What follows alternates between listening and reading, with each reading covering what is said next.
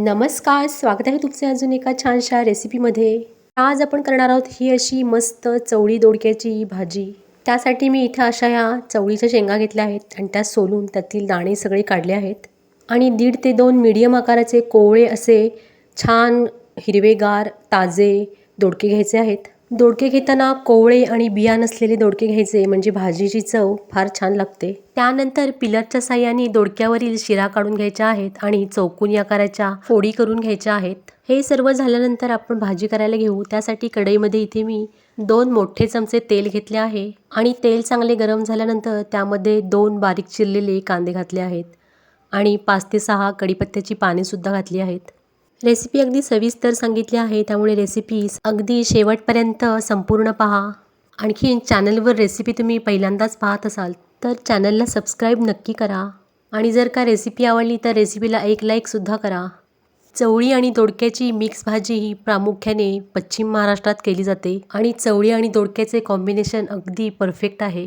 आता इथे कांदा छान गुलाबी झाला आहे. आता त्यामध्ये पाव चमचा हळद घालायची आहे आणि चवीनुसार मीठसुद्धा घालायचे आहे. त्याचबरोबर अर्धा चमचा काश्मीरी लाल मिरची पावडर घालायची आहे आणि 1 चमचा भरून कोल्हापुरी कांदा लसूण मसाला घालायचा आहे.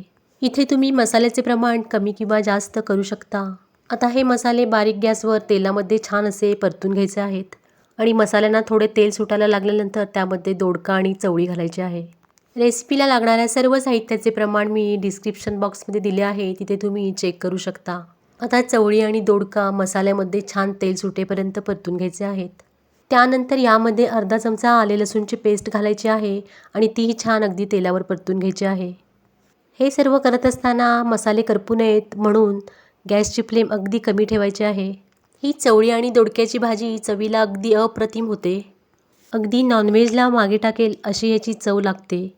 तुम्ही अशी भाजी केली नसेल तर एकदा माझ्या पद्धतीने नक्कीच ही भाजी करून पहा. आता इथे मसाले छान परतले गेले आहेत. त्यामध्ये आता कडकडीत गरम केलेले पाणी घालायचे आहे. आणखीन चमच्याच्या साहाय्याने एकसारखे करून छान अशी उकळी येऊ द्यायची आहे. आता गॅसची फ्लेम कमी करून त्यावर झाकण ठेवायचे आहे आणि 5 ते 7 मिनटं भाजी छान अशी शिजवून घ्यायची आहे.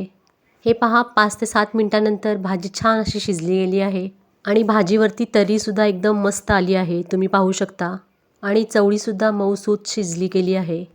आता यामध्ये 2 टेबलस्पून कांदा खोबऱ्याचे वाटण घालायचे आहे. तुम्हाला ही ग्रेव्ही किती पातळ किंवा घट्ट पाहिजे आहे त्या प्रमाणात तुम्ही कांदा खोबऱ्याचे वाटण घालायचे आहे. आता हे कांदा खोबऱ्याचे वाटण छान असे मिक्स करून घ्यायचे आहे आणि 2 ते 3 मिनिट कांदा खोबरे शिजेपर्यंत भाजी उकळून घ्यायची आहे. ही भाजी तुम्ही भाकरीबरोबर, चपातीबरोबर किंवा गरम गरम भातावर एकदम मस्त लागते. आता यावरती हिरवीगार बारीक चिरलेली कोथिंबीर घालायची आहे आणि चमचमीत अशी चवळी दोडक्याची रस्सा भाजी तयार आहे. आता इथे भाजी मी सर्व करत आहे.